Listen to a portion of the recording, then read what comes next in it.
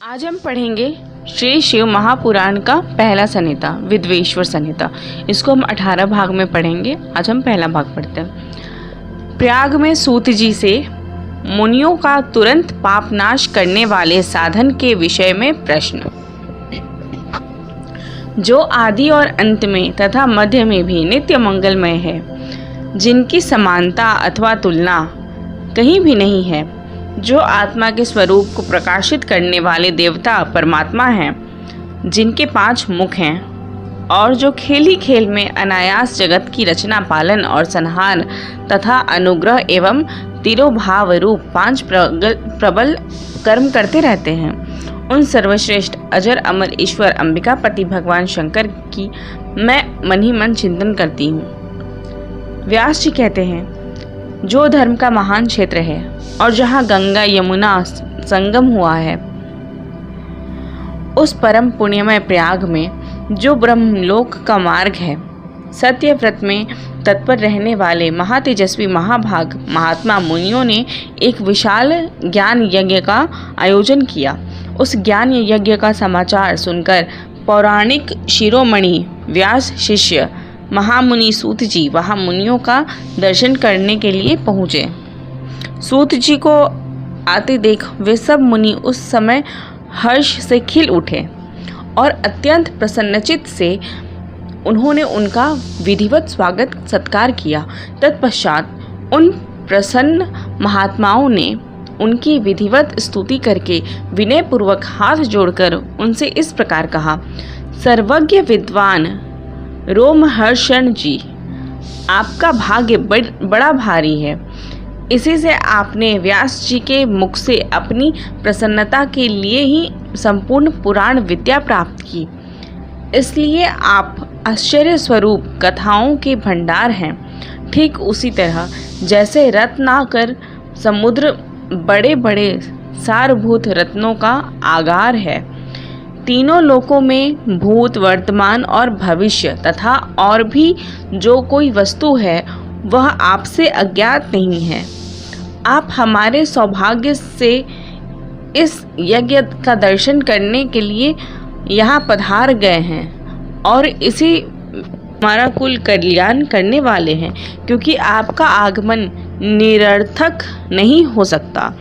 हमने पहले भी आपसे शुभाशुभ तत्व का पूरा वर्णन सुना है, किंतु उससे तृप्ति नहीं होती। हमें उसे सुनने की बारंबार इच्छा होती है। उत्तम बुद्धि वाले सूत जी, इस समय हमें एक ही बात सुननी है। यदि आपका अनुग्रह हो तो गोपनीय होने पर भी आप उस विषय का वर्णन करें।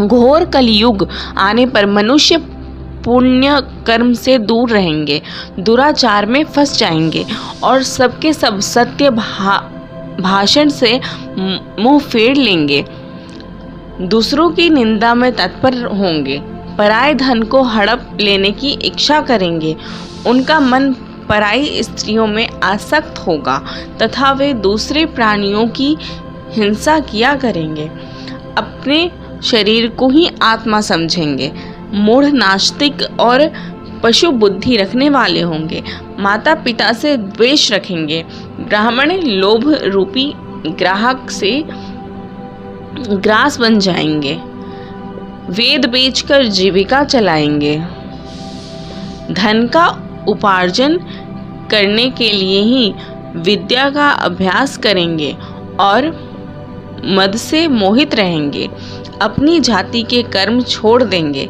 प्रायः दूसरों को ठगेंगे, तीनों काल की संध्योपासना से दूर रहेंगे और ब्रह्म ज्ञान से शून्य हो जाएंगे।